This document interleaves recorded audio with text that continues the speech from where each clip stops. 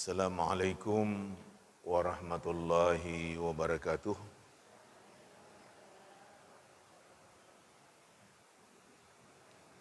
Alhamdulillahilladzi nahmaduhu wa nasta'inuhu wa nastaghfiruh wa na'udzu billahi min syururi anfusina wa min sayyiati a'malina. May yahdihillahu fala mudilla lahu wa may yudlil fala hadiyalah. Asyhadu an la ilaha illallah wahdahu la syarika lah wa asyhadu anna Muhammadan abduhu wa rasuluh la nabiyya ba'dah.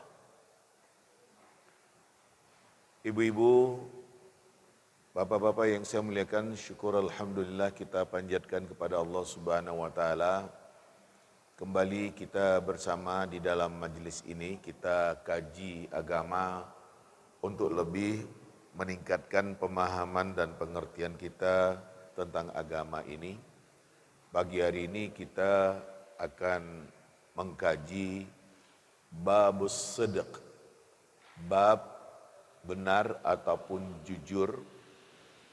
Ya, seperti yang tercantum di dalam kitab Riyadhus Shalihin. Ibu, bapak yang saya muliakan, Imam An-Nawawi rahimahullah subhanahu wa ta'ala ketika membicarakan masalah-masalah yang ada selalu menurunkan potongan ayat Al-Quran. Dalam masalah ini diturunkan potongan ayat Allah subhanahu wa ta'ala, A'udzubillahi minasyaitonir rajim. Ya ayyuhalladzina amanu taqullaha wa kunu ma'as sadiqin. Wahai orang-orang yang beriman, bertakwalah kalian kepada Allah dan adalah kalian bersama dengan orang-orang yang benar. Potongan ayat di dalam surat At-Taubah ayat yang ke-119. Juga potongan ayat Allah Subhanahu wa taala yang tercantum di dalam surat Al-Ahzab ayat ke-35. Was-sadiqina was-sadiqat. Orang-orang yang benar dalam kurung laki dan perempuan. Kemudian potongan ayat Allah Subhanahu wa taala yang tercantum di dalam surat Muhammad pada ayat ke-21, falau sadaqallaha lakana khairan lahum. Kalau sekiranya mereka itu membenarkan Allah, sungguh itu adalah yang terbaik bagi diri mereka. Ibu dan bapak yang saya muliakan, kita lihat dahulu kata-kata as-sidq. Sidq artinya benar. Lawannya adalah bohong. Ya.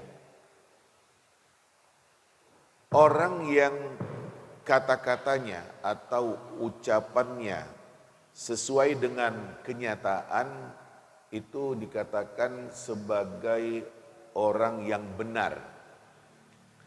Apabila ada seseorang yang kata-katanya bertentangan dari kenyataan,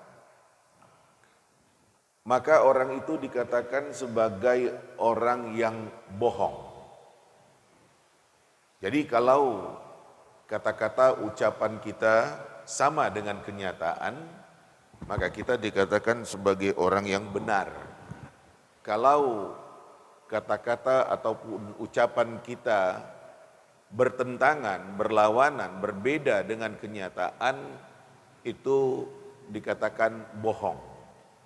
Ini gambaran awal ataupun gambaran yang mendasar terkait dengan sidq.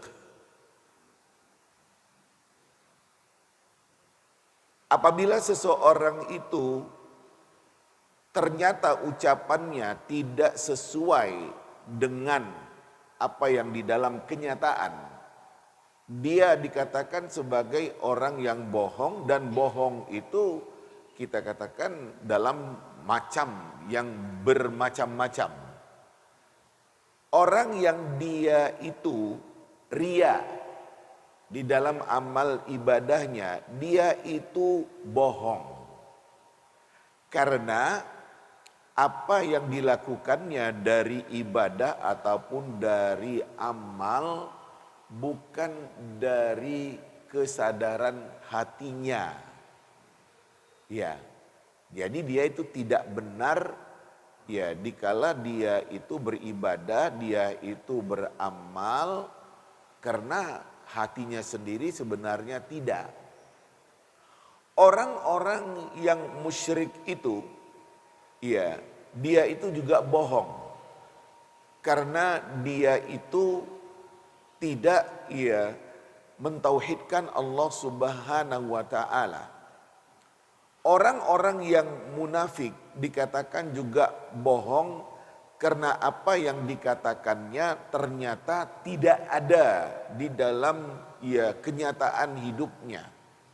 Makanya apabila ada seseorang yang kita katakan ucapannya ya nggak sesuai dengan kenyataan, maka dikatakan dia itu adalah orang yang berbohong. Bohong itu bisa dalam ya bentuk ucapan dan bisa dalam bentuk perbuatan. Kalimat yang diucapkannya bisa kita katakan itu bohong, perbuatan-perbuatan yang dilakukannya ya juga bisa kita katakan sebagai suatu perbuatan yang bohong, dalam kurung berpura-pura. Terkait dengan ayat Allah Subhanahu wa taala yang ada di dalam bab As-Siddiq ini, potongan ayat Allah Subhanahu wa taala di dalam surat At-Taubah 119. Ibu dan Bapak yang saya muliakan, ayat ini terkait dengan sahabat Nabi sallallahu alaihi wasallam, seorang tokoh yang bernama Ka'ab bin Malik. Peristiwa yang terjadi adalah ketika Nabi sallallahu alaihi wasallam akan berangkat menuju perang Tabuk pada tahun ke-9 Hijrah. Sahabat-sahabat yang benar-benar beriman, yang demikian meyakini apa yang disampaikan oleh Nabi sallallahu alaihi wasallam memang mempersiapkan diri untuk ikut maju ke medan pertempuran perang Tabuk ketika itu. Ada orang-orang munafik yang beralasan macam-macam. Dan ada seperti sahabat Ka'ab bin Malik ini sebenarnya tidak ada alasannya, tapi dia bermalas-malasan.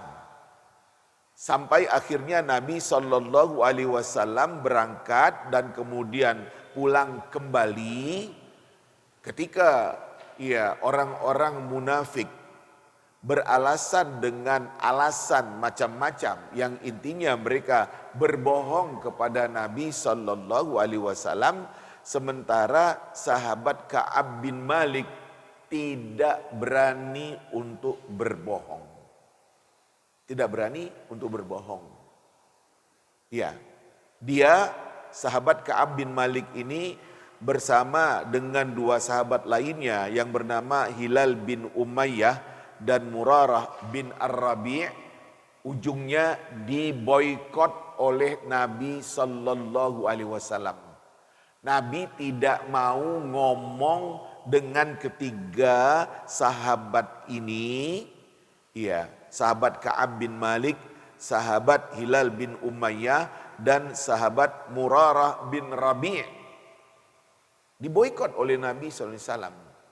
Sampai dia merasa ya betapa bumi yang demikian lapang menjadi sempit karena Nabi gak pernah mau senyum, gak pernah mau ngomong. Demikian juga sahabat-sahabat yang lain memboikot sahabat Ka'ab bin Malik ini. Sampai akhirnya Allah Subhanahu wa taala menurunkan ayat yang menyatakan bahwasanya sahabat Ka'ab bin Malik ini diterima taubatnya oleh Allah Subhanahu wa taala. Ya, potongan ayat Allah Subhanahu wa taala yang tercantum di dalam surat At-Taubah pada ayat yang ke-117 sampai 119 menjelaskan tentang permasalahan itu. Kata Allah Subhanahu wa taala, laqad taballahu 'alan nabi wal muhajirin wal ansar alladzina tabauhu fi sa'atil usra. Allah Subhanahu wa taala menerima taubat nabi, orang-orang muhajirin, orang-orang ansar yang mereka itu mengikuti nabi dalam suasana yang demikian sangat berat, dalam kurung perang Tabuk. Mim ba'di ma kada yazighu qulubu fariqim minhum. Setelah hampir berpaling hati sekelompok di antara mereka, tsumma taba alaihim. Kemudian Allah Subhanahu wa taala menerima taubat mereka, innahu bihim raufur rahim. Sesungguhnya Allah terhadap mereka demikian pengasih lagi penyayang. Wa ala thalathah, dan atas 3 orang sahabat Nabi yang kita sebutkan tadi, alladzina khulifu, yang mereka itu tidak ikut ke medan perang Tabuk, hatta idza daqat alaihimul ardu bima rahubat, sehingga terasa oleh mereka bumi yang lapang demikian sangat sempit, wa daqat alaihim anfusuhum, dan terasa betapa sempitnya jiwa mereka karena diboikot, wa zannu alla malja'a minallah, dan mereka menduga bahwasanya tidak ada tempat perlindungan dari Allah illa ilaih, kecuali hanya kepadanya, tsumma taba alaihim. Kemudian Allah menerima taubat mereka, liyatubu, agar mereka benar-benar bertaubat. Innallaha huwat tawwabur rahim, sesungguhnya Allah itu Maha penerima taubat lagi Maha penyayang. Ya ayyuhalladzina amanu taqullah, wahai orang-orang yang beriman, bertakwalah kalian kepada Allah, wa kunu ma'as sadiqin.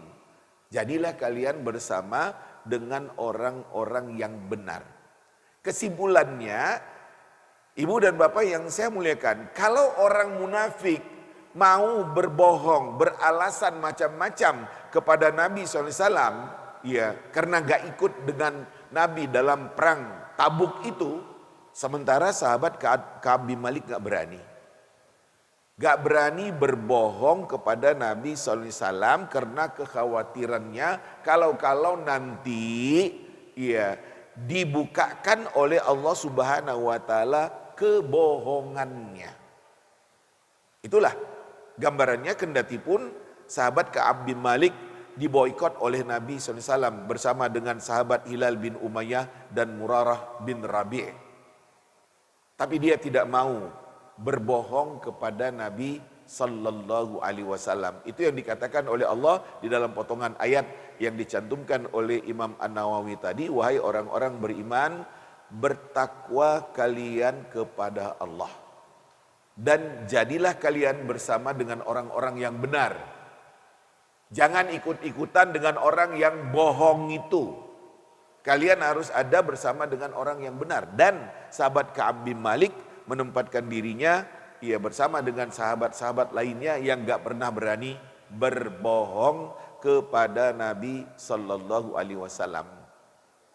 Kemudian dicantumkan potongan ayat was-sadiqina was-sadiqat, orang yang benar, laki-laki dan perempuan.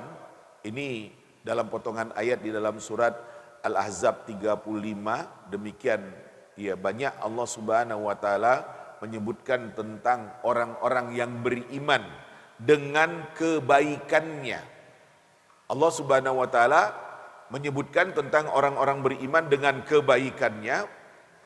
Kata Allah Subhanahu wa taala di dalam potongan ayat itu, selengkapnya Allah Subhanahu wa taala mengatakan, innal muslimina wal muslimat, sesungguhnya orang Islam laki perempuan, wal mu'minina wal mu'minat, orang beriman laki perempuan, wal qanitina wal qanitat, orang yang demikian tunduk patuh kepada Allah laki dan perempuan, wassadiqina wassadiqat, orang yang benar laki perempuan, wassabirina wassabirat, orang yang sabar laki perempuan, wal khashi'ina wal khashi'at, orang yang khusyuk laki perempuan, wal mutasaddiqina wal mutasaddiqat, orang yang bersedekah laki perempuan, was-shaimina was-shaimat, orang yang puasa laki perempuan, wal hafizina furujahum wal hafizat, orang yang menjaga kemaluannya laki perempuan, wadzakirin Allah katsiran wadzakirat, orang yang selalu berzikir kepada Allah dengan banyak berzikir laki perempuan. Kata Allah, a'addallahu lahum maghfiratan wa ajran azima. Allah siapkan untuk mereka keampunan atas kekurangan dan kesalahan mereka, dan Allah sediakan ganjaran yang demikian sangat besar. Pada potongan ayat ini Allah Subhanahu wa taala demikian memuji, ya, menyanjung orang-orang beriman dengan sifat baiknya. Yang di dalam poin yang kita bicarakan ini, Allah puji orang yang dia itu benar di dalam ucapannya, di dalam tindakannya, baik dia itu laki-laki, demikian juga dikala dia itu perempuan. Kemudian potongan ayat Allah Subhanahu wa taala yang tercantum di dalam surat Muhammad pada ayat yang ke-21, kalau sekiranya mereka membenarkan Allah, artinya yakin kepada Allah, sungguh itu adalah suatu yang baik untuk mereka. Mendapatkan balasan baik dari Allah Subhanahu wa taala, bahagia di dalam kehidupan dunia, demikian juga di dalam kehidupan hari akhirat. Demikian beberapa potongan ayat Al-Quran yang diturunkan oleh Imam An-Nawawi di dalam bab as-sidq, bab benar atau jujur. Kita masuk kepada hadis Nabi SAW. Hadis yang berasal dari sahabat Ibnu Mas'ud radhiyallahu anhu. Nabi SAW mengatakan, Inna sidqa yahdi ilal bir. Sesungguhnya benar itu akan menunjukkan seseorang kepada kebaikan. Wa innal birra yahdi ilal jannah. Sesungguhnya kebaikan itu akan mengantarkan atau akan menunjukkan seseorang ke arah surga. Wa innar rajula la yasduqu hatta yuktaba indallah siddiqan. Seseorang dikala dia itu selalu benar, dia akan ditetapkan oleh Allah di sisinya sebagai orang yang benar. Wa innal kadhiba yahdi ilal fujur. Sesungguhnya kebohongan itu akan menunjukkan seseorang atau akan mengarahkan seseorang kepada pelanggaran-pelanggaran. Wa innal fujura yahdi ilan nar. Sesungguhnya pelanggaran-pelanggaran itu akan menunjukkan atau mengarahkan seseorang ke arah neraka. Wa innar rajula la yakdzib. Seseorang itu kalau selalu berbohong, hatta yuktaba indallahi kadzaban, sehingga dia ditetapkan, dituliskan di sisi Allah sebagai orang yang pembohong. Hadis muttafaqun alaih, riwayat Bukhari dan Muslim. Ibu bapak yang saya muliakan, hadis ini menjelaskan kepada kita bagaimana kewajiban bagi setiap orang yang beriman kepada Allah Subhanahu wa taala untuk selalu dengan kebenaran. Untuk selalu dengan kebenaran. Itu tadi, benarlah di dalam ucapan, jangan bohong. Benarlah di dalam tindakan dan perbuatan. Dalam kurung, jangan berpura-pura, munafik umpamanya. Jadi Allah Subhanahu wa taala menginginkan kita jadi orang yang benar di dalam kehidupan ini. Demikian juga Nabi sallallahu alaihi wasallam menginginkan kita menjadi orang yang benar di dalam kehidupan ini. Nah, apabila ada seseorang yang selalu dengan kebenaran, maka dia akan ditunjukkan oleh Allah kepada kebaikan-kebaikan. Dengan arti kata, dia akan selalu suka dengan kebaikan-kebaikan. Kalau seseorang itu selalu benar, maka dia pasti akan menyukai kebaikan-kebaikan. Apapun kebaikan-kebaikan akan dilakukannya. karena dia orang yang benar. Sehingga kata Nabi Sallallahu Alaihi Wasallam, ketika dia itu ya dengan kebenaran-kebenaran, maka dia akan diarahkan oleh Allah Subhanahu Wa Taala menuju surga. Kita katakan beribadah dia suka, beramal dia suka, dengan kebaikan-kebaikan dia suka dan melakukannya, itulah yang akan membuat seseorang itu sampai ke arah surga Allah Subhanahu wa taala. Kebaikan itu kata Nabi akan selalu menunjukkan kepada surga. Itu tadi, suka dengan kebaikan-kebaikan, ibadah, amal dan apapun namanya ya kebaikan-kebaikan yang dilakukannya. Kalau ada seseorang yang dia itu selalu benar, maka dia akan tercatat di sisi Allah Subhanahu wa taala sebagai orang yang benar. Selalu benar. Tidak ada dengan kebohongan-kebohongan. Maka orang itu akan tercatat di sisi Allah Subhanahu wa taala sebagai orang yang benar. Itu tadi, wa innar rajula la yasduq hatta yuktaba indallahi siddiqan. Ada seseorang yang dia itu selalu benar, gak ada bohongnya, ya, sehingga dia dicatatkan di sisi Allah Subhanahu wa taala sebagai orang yang benar. Di dalam riwayat yang lain Nabi mengatakan wala yazalur rajulu yasduq wa yataharras sidq. Selalulah seseorang itu benar dan dia selalu mengutamakan kebenaran itu hatta yuktaba indallahi siddiqan, sehingga dia tercatat di sisi Allah Subhanahu wa taala sebagai orang yang benar. Ibu dan Bapak yang saya muliakan, apabila ada seseorang yang selalu dengan benar, maka dia akan menjadi orang yang demikian terhormat dan mulia di sisi Allah Subhanahu wa taala. Potongan ayat Allah di dalam surat An-Nisa ayat yang ke-69 mengatakan, "Wa may yuti'illaha war rasul fa ulaika ma'al ladzina an'ama Allahu 'alaihim minan nabiyyin was-siddiqin wasyuhada was-salihin wa hasuna ulaika rafiqa." Sesungguhnya barang siapa yang taat kepada Allah, taat kepada Rasul, maka mereka nanti akan bersama orang-orang yang diberi nikmat oleh Allah dari kalangan nabi, dari para nabi, demikian juga dari orang-orang yang selalu benar, orang syuhada dan orang yang saleh. Semua mereka itu adalah merupakan teman yang terbaik. Ini kedudukan terhormat yang dikatakan oleh Allah Subhanahu wa taala untuk orang-orang yang selalu benar di dalam kehidupannya. Ya, bersama dengan nabi-nabi, dengan orang yang benar, dengan orang syahid, dengan orang yang saleh, dan semua itu akan menjadi teman yang baik baginya. Apabila ada seseorang yang selalu benar dan dia demikian mengutamakan kebenaran, maka orang itu demikian dimuliakan oleh Allah Subhanahu wa taala.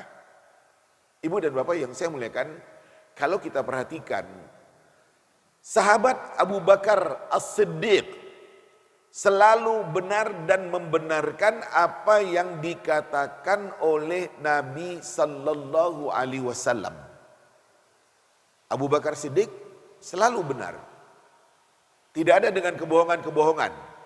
Dan apapun yang disampaikan oleh Rasul kepada sahabat-sahabatnya, Abu Bakar Siddiq orang pertama yang membenarkan, yang mempercayai, yang meyakini. Itulah sahabat Abu Bakar Siddiq radhiyallahu anhu. Ya. Sehingga sahabat Abu Bakar Siddiq mendapatkan posisi yang demikian mulia di antara sahabat-sahabat Nabi sallallahu alaihi wasallam. Kalau kita simpulkan sekian banyak sahabat Nabi sallallahu alaihi wasallam, maka sahabat Abu Bakar Siddiq adalah yang terbaik. Karena dia yang selalu benar dan membenarkan Nabi sallallahu alaihi wasallam.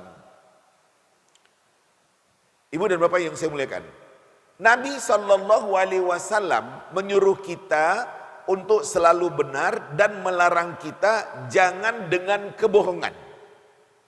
Hindari kebohongan. Seperti itu kata Nabi SAW. Apabila ada seseorang yang dia itu bohong, kebohongannya itu akan mengarahkannya kepada pelanggaran-pelanggaran. Berhasil dengan kebohongan pertama, dia akan dengan kebohongan-kebohongan berikut-berikutnya. Dan kalau dia selalu dengan kebohongan, dia akan dengan pelanggaran-pelanggaran, dan itulah yang akan mengarahkan dia ke arah neraka. Apabila seseorang selalu bohong, dia akan dicatatkan di sisi Allah Subhanahu wa taala sebagai orang yang pembohong. Ini peringatan dari Nabi sallallahu alaihi wasallam. Selalu bohong akan dicatatkan di sisi Allah Subhanahu wa taala sebagai orang yang pembohong. Berhasil bohong pertama, akan berlanjut dengan bohong kedua, ya bohong berikutnya, bohong berikutnya. Kalau selalu seperti itu, maka itu akan membawa seseorang itu ke arah neraka dan dia akan dicatatkan oleh Allah Subhanahu wa taala sebagai orang yang pembohong.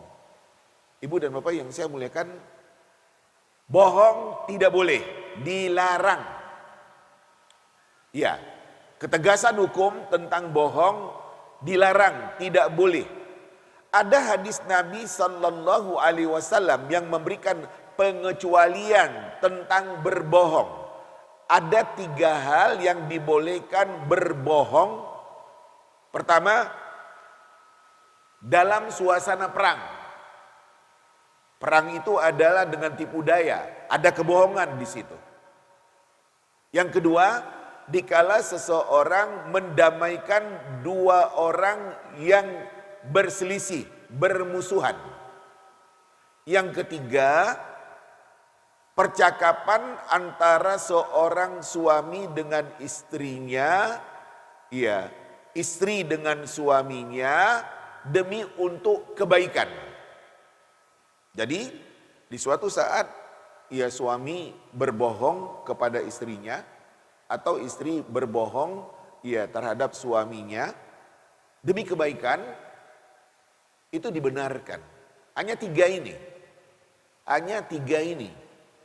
Yang lain-lain dari kebohongan tidak dibenarkan. Tidak dibenarkan. Ibu bapak yang saya muliakan, Nabi Ibrahim merasa dirinya pernah berbohong 3 kali. 3 kali. Sehingga Nabi Ibrahim ya merasa dengan bohong 3 kali itu, Nabi Ibrahim merasa dia tidak bisa memberikan syafaat kepada orang-orang yang mengadu kepadanya. Padahal secara bahasa Nabi Ibrahim itu bukan berbohong. Tapi dia sendiri mengatakan dirinya berbohong. Nabi Ibrahim mengatakan dirinya berbohong. Padahal sebenarnya itu bukan bohong. Tapi Nabi Ibrahim merasa dia itu berbohong. Sehingga dengan Nabi Ibrahim yang merasa dirinya berbohong, dia merasa gak bisa memberikan syafaat kepada orang yang mengadu kepadanya di hari kiamat.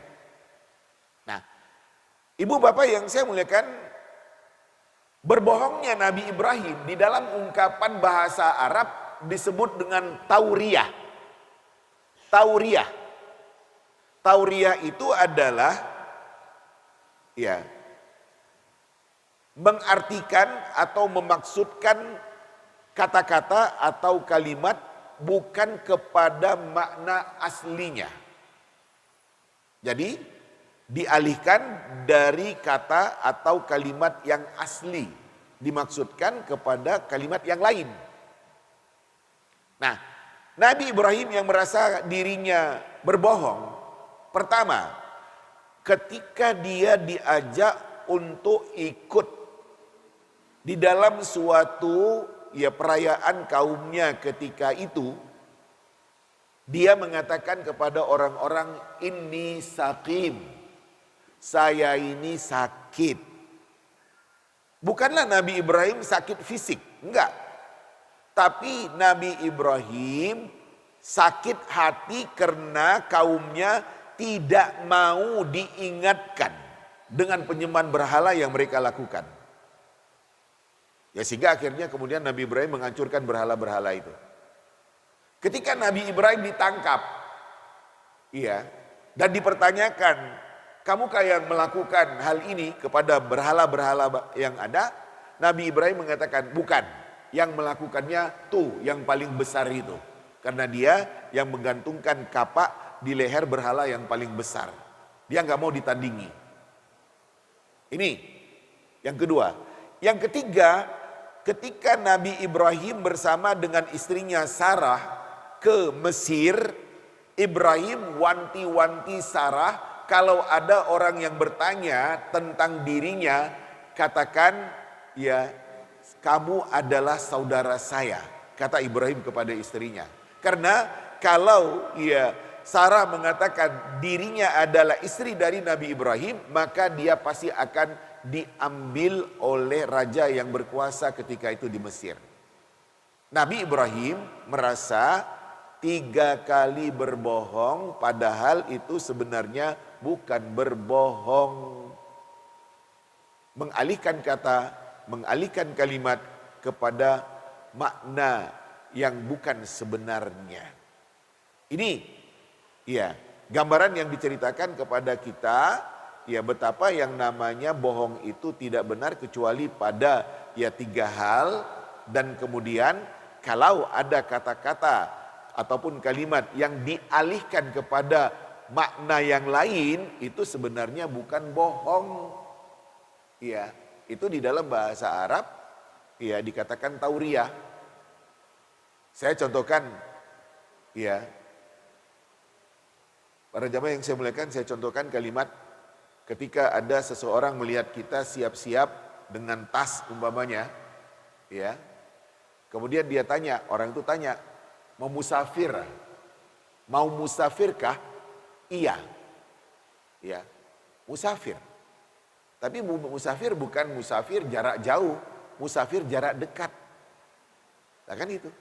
Saya ke Kepanjen bawa tas umpamanya, musafir ah? Iya, musafir. Tapi Kepanjen, gitu. Kemudian contoh yang lain saya katakan, ada seseorang yang selalu minta kepada saya. Minta kepada saya sehingga saya bosan, dia selalu minta sama saya. Gak ada, saya bilang. Bukan gak ada uang saya, ada, tapi untuk kamu gak ada. Itu tauriyah namanya. Dia selalu minta sama saya sehingga saya malas dengan orang itu. Saya bilang gak ada, lagi gak ada. Lah, bukanlah saya gak punya uang, ada, tapi untuk kamu gak ada. Kira-kira seperti itu. Nah, apakah itu dikatakan bohong? Bohong gak kamu?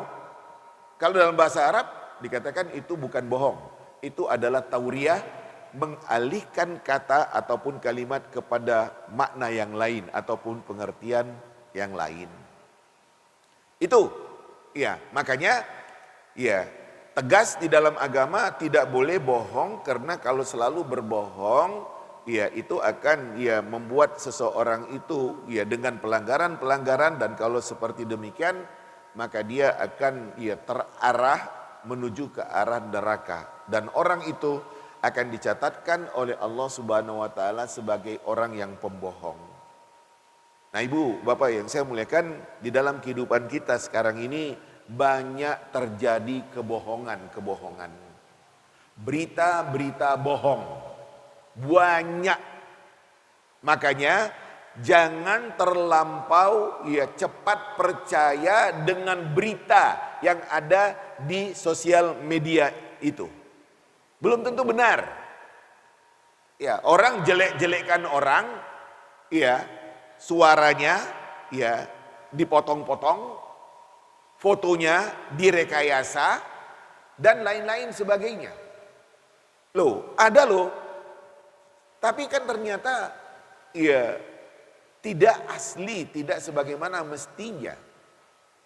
Dan sekarang kita katakan kita ya sudah dengan masa yang canggih dan memang demikian banyak kebohongan-kebohongan. Nah untuk itu kita harus berhati-hati dengan apa yang kita katakan kebohongan. Tidak boleh dengan kebohongan. Dan jangan terlalu cepat untuk menyebarluaskan suatu berita atau sesuatu yang kita dapatkan karena belum tentu itu benar.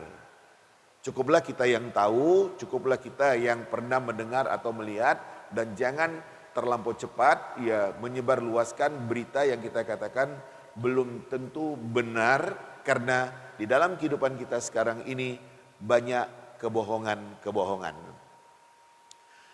Kemudian hadis berikut dari Abu Muhammad Hasan bin Ali bin Abi Thalib radhiyallahu anhuma, kata Hasan bin Ali, hafiztu min Rasulillah sallallahu alaihi wasallam, saya ada menghafal dari Rasul sallallahu alaihi wasallam kata-kata Nabi yang mengatakan, da' ma yuribuk ila ma la yuribuk.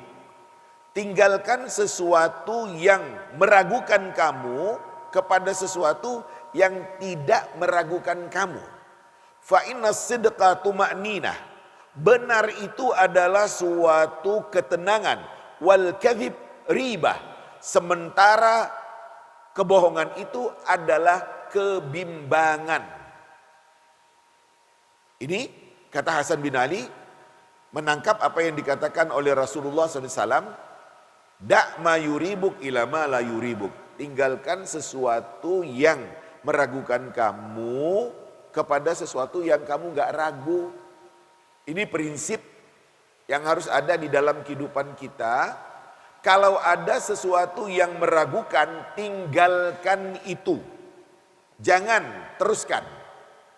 Ambillah yang kita tidak ragu. Contoh, ini makanan haram atau halal, ragu saya. Kalau ragu, tinggalkan, jangan. Seperti itu. Ya. Tinggalkan sesuatu yang meragukan kamu kepada apa yang kamu tidak ragu. Jadi, ya sikap ini adalah sikap berhati-hati. Jangan sampai terjatuh kepada yang salah, yang gak benar. Makanya kita harus berhati-hati dan kita memang harus selalu memperhatikan. Ya. Tinggalkan sesuatu yang meragukan kamu kepada sesuatu yang kamu gak ragu. Jadi apa saja kalau kita ragu, tinggalkan yang meragukan diri kita itu. Ambil yang tidak ragu. Sholat umpamanya, ini saya sholat udah 2 rakaat atau 3 rakaat. Ya, ragu. Ambil yang tidak ragu. Oh udah, yakin saya 3 rakaat. Teruskan. Kalau ya 4 rakaat tambah 1 lagi. Tapi kalau umpamanya ragu, jangan ya ambil yang besar tapi ambil yang kecil. Kemudian setelah itu sujud sahwi. Kalau memang dengan keraguan di dalam sholat yang dilakukan.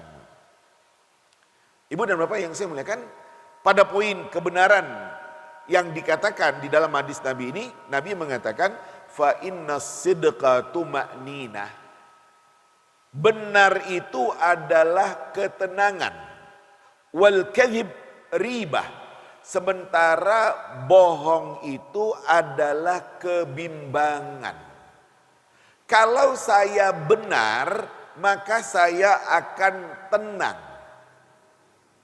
Ya, tapi kalau saya nggak benar dalam kurung dengan kebohongan-kebohongan, maka akan selalu dengan kebimbangan. Saya benar. Silakan kalian periksa saya. Saya akan bicara apa adanya, buka apa adanya. Saya nggak pernah ragu bahwasanya saya benar. Tenang, karena dia benar. Tapi kalau dia orang yang berbohong, diperiksa, pasti dia akan dengan kebimbangan-kebimbangan. Ya seperti itu kata Nabi SAW. Benar itu adalah ketenangan, Sementara bohong itu adalah kebimbangan. Ya, jadi kalau benar nggak ada yang saya ragukan, nggak ada yang membuat saya ya gelisah atau bagaimana. Karena saya benar, silahkan. Mau kalian pertanyakan, mau kalian periksa, silakan. Tapi kalau sekiranya memang dia itu dengan kebohongan-kebohongan, maka akan terjadi kebimbangan di dalam diri seseorang. Ibu dan bapak yang saya muliakan, berbohong atau berdusta, itu dia sendiri adalah orang pertama yang merasakan kebimbangan itu. Karena nanti kalau saya beralasan diterima orang apa enggak ya? Lah kan gitu, karena dia bohong, dia sendiri sudah gelisah dahulu. Apalagi memang ternyata dia itu benar-benar berbohong, ujungnya akan terbuka, pasti terbuka. Makanya Nabi SAW mengatakan, benar itu tenang, kamu benar, ya mau apapun yang dikatakan oleh orang kepada kamu gak akan pernah risih, gak pernah gelisah, gak pernah bimbang. Tapi kalau memang kamu itu orang yang bohong, pasti dengan kebimbangan-kebimbangan, karena takut terbongkarnya kebohongan itu. Seperti itu Nabi Sallallahu Alaihi Wasallam yang mengatakan fa inna sidqa tuma'ninah. Benar itu adalah suatu ketenangan, wal kadhib ribah. Sementara bohong itu adalah keraguan, kebimbangan-kebimbangan. Satu lagi para jamaah yang saya muliakan, hadis yang diceritakan oleh sahabat Abu Sofyan bin Sakhar. Hadis panjang. Abu Sofyan adalah musuh bebuyutan Nabi dalam perang-perang yang terjadi. Tapi ujungnya Abu Sofyan beriman kepada Nabi SAW. Ketika Abu Sofyan ditanya oleh Heraklius, penguasa Romawi ketika itu, Abu Sofyan bicara sejujurnya, bicara benar tentang Nabi Muhammad sallallahu alaihi wasallam. Padahal waktu itu dia belum beriman kepada Nabi sallallahu alaihi wasallam. Ini diceritakan oleh Abu Sofyan ketika Heraklius bertanya kepada dia tentang Nabi. Famadza ya'murukum? Apa yang dia perintahkan kepada kalian? Apa yang diperintahkan oleh Muhammad itu kepada kalian? Jawab Abu Sofyan, yaqul, dia mengatakan, dia nyuruh kami, u'budullah wahdahu la tusyriku bihi syai'ah. Sembahlah Allah semata-mata dan jangan sekutukan dia dengan sesuatu apapun. Watruku ma yaqulu aba'ukum. Tinggalkan apa yang dikatakan oleh bapak-bapak kalian atau oleh nenek moyang kalian. Wa ya'muruna bis shalah. Dia nyuruh kami untuk salat. Was-sidq. Dia nyuruh kami untuk bersikap benar. Wal afaf. Dia nyuruh kami untuk selalu menahan diri dari yang tercela atau dari yang tidak baik atau dari yang diharamkan oleh Allah. Wasilah. Dan dia nyuruh kami untuk menghubungkan silaturahim di tengah kerabat yang ada. Pada poin ini Abu Sofyan yang ketika itu masih kafir, musuh bagi Nabi Sallallahu Alaihi Wasallam, tapi dia sejujurnya dalam kurung berkata benar ketika Heraklius mempertanyakan kepadanya tentang Nabi Muhammad Sallallahu Alaihi Wasallam. Itu tadi kata Abu Sofyan menjawab Heraklius, dia nyuruh kami untuk menyembah Allah semata-mata dan melarang kami menyekutukan Allah dengan sesuatu apapun. Yang kedua, dia bilang kepada kami, tinggalkan apa yang dikatakan oleh bapak-bapak kalian, oleh nenek moyang kalian, dalam kurung, tinggalkan penyembahan berhala yang selama ini dilakukan, tinggalkan itu. Kemudian kata Nabi, Kata Abu Sufyan menjawab, dia nyuruh kami untuk sholat, bersujud kepada Allah Subhanahu wa ta'ala. Kemudian dia nyuruh kami untuk selalu dengan benar, jangan bohong. Dia nyuruh kami untuk selalu menahan diri dari segala sesuatu yang tidak baik, yang tercela, yang maksiat atau yang diharamkan oleh Allah. Dan dia suruh kami untuk selalu menghubungkan hubungan silaturahim dengan kerabat yang ada. Nah, Abu Sufyan kendati pun dia ketika itu kafir dan belum beriman kepada Nabi Sallallahu Alaihi Wasallam, tapi dia bicara apa adanya, sejujurnya, seterbukanya ketika dipertanyakan oleh Heraklius. Betapa ya dia sejujurnya itu, betapa dia yang berkata benar itu, dan dia tidak pernah memutarbalikkan bagaimana dengan keberadaan Nabi Muhammad Sallallahu Alaihi Wasallam dengan agama yang disampaikannya.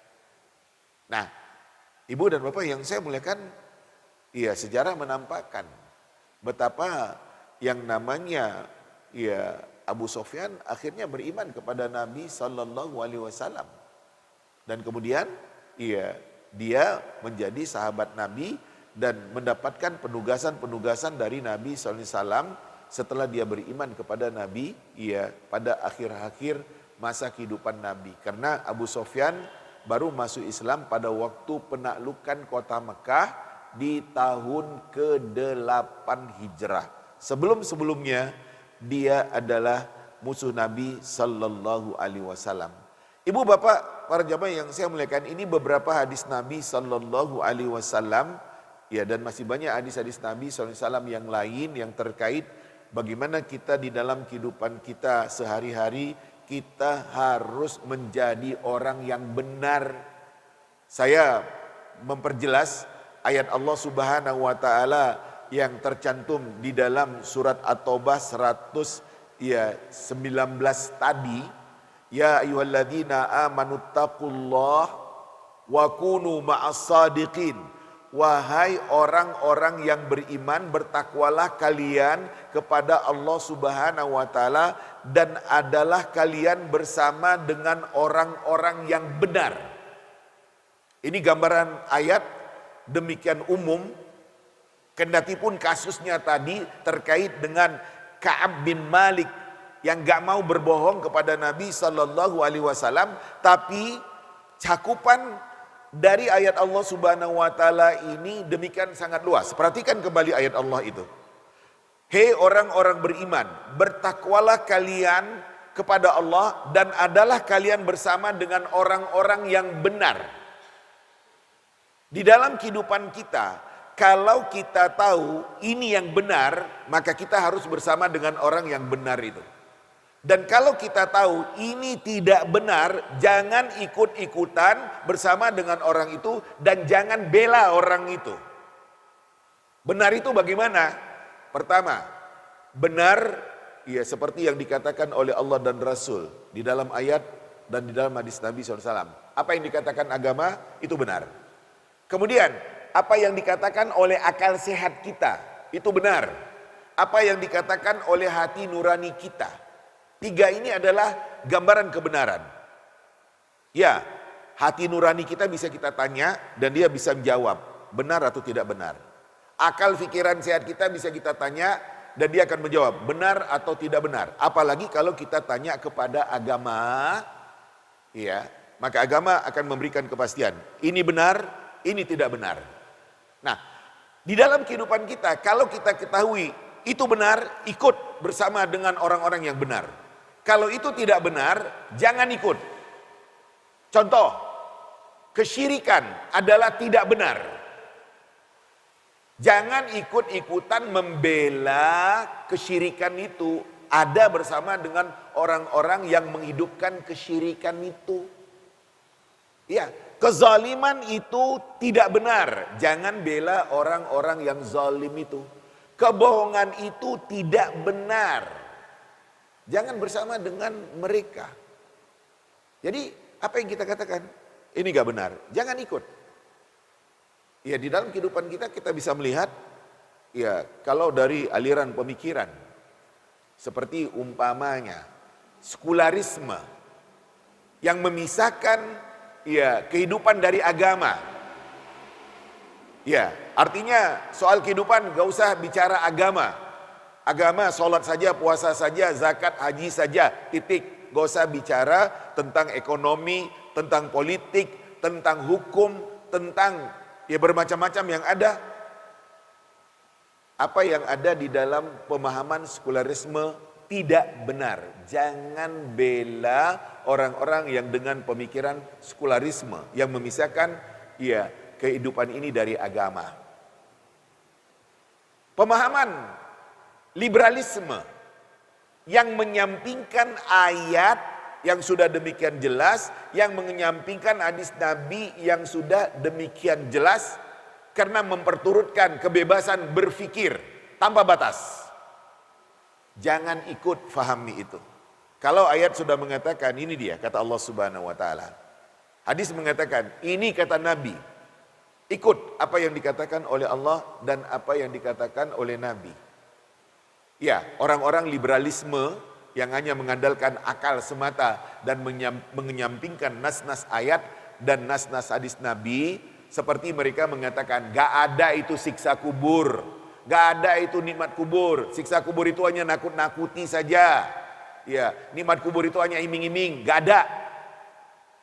Kalau ada orang yang berfaham seperti itu, berarti dia berfaham liberalisme yang memperturutkan akal pikiran semata. Ya, padahal ayat sudah jelas, hadis Nabi sudah jelas. Demikian juga penyimpangan-penyimpangan yang terjadi di dalam kehidupan kita. LGBT itu tidak benar. Maka jangan bela-bela orang seperti itu. Jadi kita bisa tahu. Jadi saya katakan ujung dari gambaran ayat Allah Subhanahu wa taala ini demikian sangat luas. Saya katakan, ya ayyuhalladzina amanu taqullaha wa kunu ma'as shadiqin. Wahai orang-orang yang beriman, bertakwa kalian kepada Allah dan adalah kalian bersama dengan orang-orang yang benar. Jadi kita harus menempatkan posisi diri kita pada kelompok yang benar. Jangan terbawa terikut pada orang-orang yang kita katakan mereka itu enggak benar. Taulah kita di mana kita harus menempatkan diri, karena memang kita tahu kebenaran itu adalah kebenaran kata agama, kebenaran yang dikatakan oleh akal sehat, dan kebenaran yang dikatakan oleh hati nurani. Ibu dan bapak yang saya muliakan, inilah beberapa poin yang terkait dengan babus sedek, bab tentang kebenaran ataupun kejujuran yang dicantumkan oleh Imam An-Nawawi di dalam kitab Riyadhus Shalihin, baik dengan ayat-ayat yang dicantumkan, demikian juga beberapa hadis Nabi yang ia dicantumkan. Tidak semua bisa saya jelaskan karena demikian banyak hadis-hadis Nabi yang berbicara tentang masalah kebenaran ini. Demikian penjelasannya. Berikut dari sisa waktu yang masih ada, barangkali ada yang menjadi pertanyaan seputar kebenaran ataupun kejujuran, bab as-sidq, seperti yang sudah saya jelaskan tadi. Monggo dipersilakan kalau ada yang menjadi pertanyaan. Bu, profesi pelawak membuat orang tertawa dengan ya bahan-bahan lawakannya, itu termasuk yang tidak dibenarkan di dalam Islam. Membuat orang tertawa, banyak tertawa. Hadis Nabi mengatakan banyak tertawa akan mematikan hati. Jadi ya, demi orang tertawa, kemudian dia dengan lawakan-lawakannya, apakah dengan gerakan, demikian juga dengan kata-kata ataupun kalimat, dan dia senang kalau orang tertawa karena lucunya lawakan dia. Saya simpulkan profesi lawak secara hukum dilarang oleh agama. Ya, karena apabila orang selalu tertawa, maka hatinya akan mati. Lupa bahwasanya dia akan mati. Jadi kalau kita perhatikan di dalam kehidupan kita sekarang ini, kita katakan ada profesi-profesi yang secara hukum agama gak boleh, tapi orang suka. Jadi penyanyi itu gak boleh, Apalagi yang dengan lenggak-lenggok macam-macam penyanyi dangdut umpamanya. Enggak boleh. Jadi peragawati itu enggak boleh. Lebih banyak maksiatnya. Termasuk juga jadi bintang film. Enggak boleh. Banyak maksiatnya. Itu yang kamu peluk itu istri orang umpamanya. Itu yang kamu peluk itu suami orang umpamanya. Lah kan pura-pura. Enggak boleh. Jadi kalau kita bicara hukum, banyak profesi-profesi, pekerjaan-pekerjaan di dalam kehidupan kita sekarang ini yang kita katakan enggak benar. Dilarang oleh agama. Seperti demikian. Iya, tentang pelawak yang menjadi pertanyaan ibu. Dan saya katakan bukan hanya itu, termasuk penyanyi seperti penyanyi dangdut paling jelas itu tidak boleh. Demikian juga ya seperti ya pragawati saya katakan. Karena dia yang demikian ya mempertontonkan kecantikan dirinya. Demikian juga bintang film. Itu komentar saya. Sama juga nyanyi. Kalau mau karaoke nyanyi di rumah, di kamar kamu, kira-kira gitu. Ya, saya suka karaoke, suka nyanyi. Umpamanya, ya di rumah aja nyanyi dengan anak-anak. Kira-kira seperti itu. Bukan nanti jadi ya guide-nya, jadi pemandunya. Enggak. Ya. Jadi seperti demikian. Itu juga sama penyanyinya. Lanjut. Berikut. Ya. Coba saya dengarkan.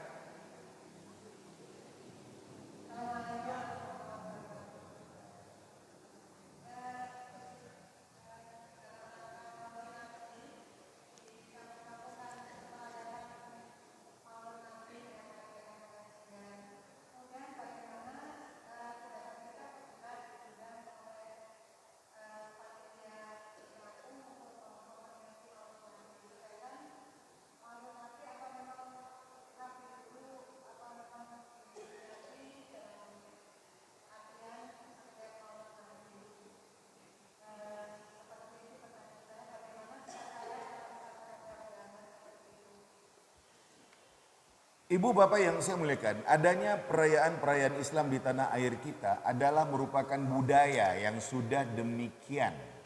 Ya, merata. Boleh kita katakan seperti demikian.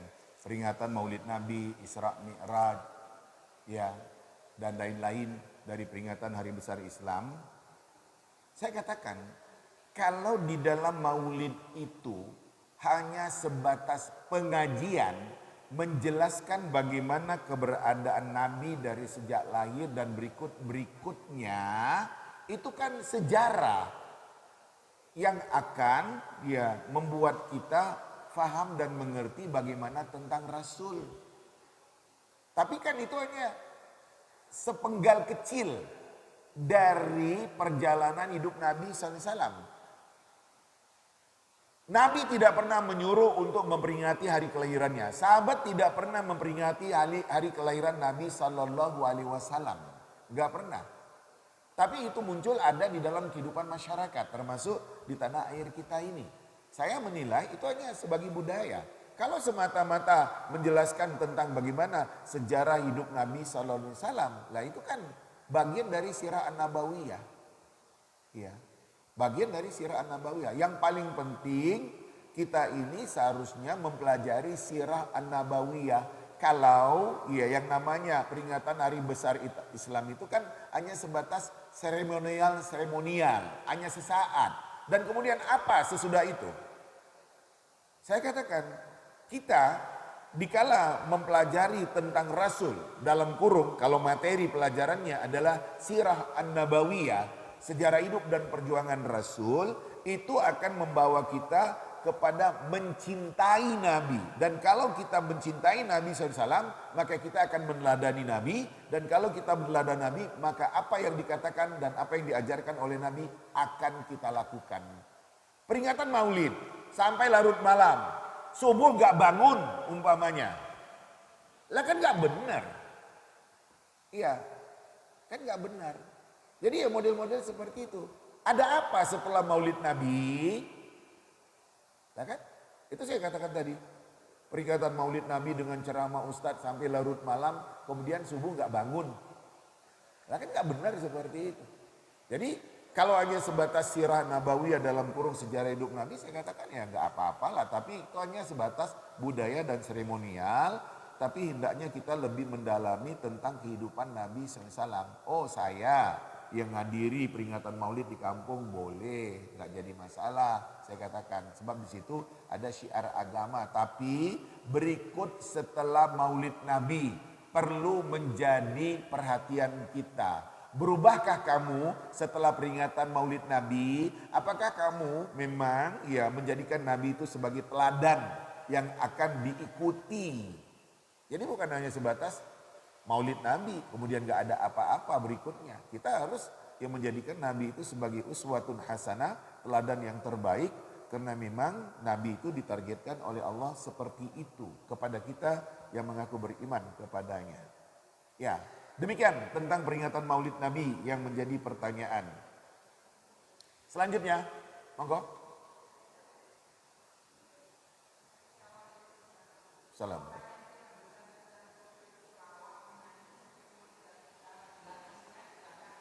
Ya.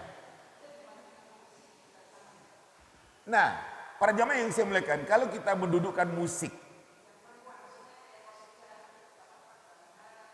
Nah, kalau memang seperti itu saya akan jawab. Bu, penampilan wanita-wanita boleh dengan penampilan-penampilan. Tapi tidak di depan mata-mata laki-laki. Silakanlah kasidahan. Tapi penontonnya adalah ya wanita semua. Jadi wanita tidak dilarang dengan kiprah kemanusiaan atau keduniawian apabila tidak melanggar.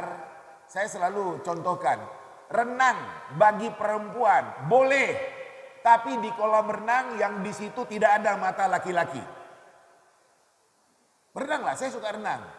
Renang, saya bilang. Tapi jangan ada mata laki-laki yang melihat ibu berenang di sana. Boleh berenang. Nah kan seperti itu. Ya, termasuk kasidah yang menjadi pertanyaan ibu karena nyanyi-nyanyiannya adalah nyanyian kasidah yang sifatnya agama. Selama itu tampilannya di hadapan wanita, ya boleh-boleh saja. Tapi kalau umpamanya bergoyang-goyang ya di hadapan laki-laki, lah itu yang enggak. Itu enggak. Jadi seperti demikian tentang kasidahan yang menjadi pertanyaan ibu. Lanjut. Adakah pertanyaan lain? Monggo. Baik seputar masalah yang kita bicarakan tadi, bab as-sidq.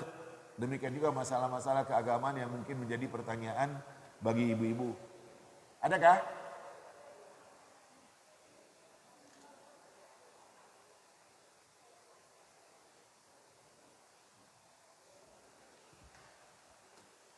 Gak ada? Mana hujan lagi? Ibu-ibu, bapak-bapak yang saya muliakan, kalau tidak ada yang dipertanyakan, cukuplah dulu. Sedemikian kita membicarakan bab as-sidq seperti yang dicantumkan oleh Imam An-Nawawi di dalam kitab Riyadhus Shalihin. Ada? Monggo.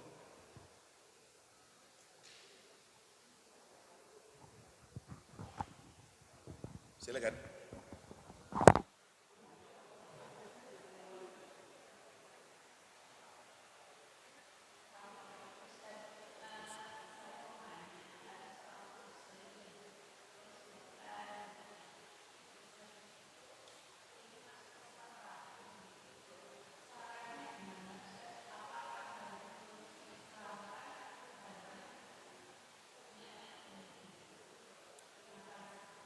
Baik, ibu bapak yang saya muliakan. Pertama, kalau ada orang yang murtad menurut hukum Islam, orang itu akan ditangkap, diambil. Bicara hukum Islam ya, diambil, disuruh bertaubat. Kalau dia tidak mau bertaubat, masuk Islam, maka dia akan dihukum mati. Mati orang yang murtad. Itu hukum Islam. Nah, di Indonesia tidak berlaku hukum Islam. Dia dulu pernah murtad ikut suaminya yang Kristen. suaminya meninggal, dia ingin masuk Islam. Kan terjadi seperti itu. Terhadap orang yang seperti itu, saya katakan, Bu, ibu dulu sudah berdosa besar sekali, dosa besar sekali. Kalau sekiranya hukum Islam berlaku, ibu mati. Tapi karena hukum Islam tidak berlaku di tanah air ini, ya bertobatlah kepada Allah Subhanahu wa Ta'ala. Bertobatlah kepada Allah Subhanahu wa Ta'ala. Rasakan murtad dahulu itu dosa besar yang Allah sangat murka, sangat marah. Nah, apabila dia itu masuk Islam dan kemudian baik Islamnya, ya, ia diterima oleh Allah Subhanahu wa Ta'ala. Karena apapun dia kesalahan, maksiat yang dilakukan oleh manusia sebelum dia itu sakarat, sadar dalam kurung bertobat, diterima oleh Allah Subhanahu wa Ta'ala. Tapi perlu digarisbawahi, saya katakan, terhadap ibu yang sempat murtad kemarin dahulu itu, karena dia ikut agama suaminya, kita bilang ibu sudah demikian sangat berdosa besar. Dan kalau ya hukum Islam berlaku di Indonesia ini, ibu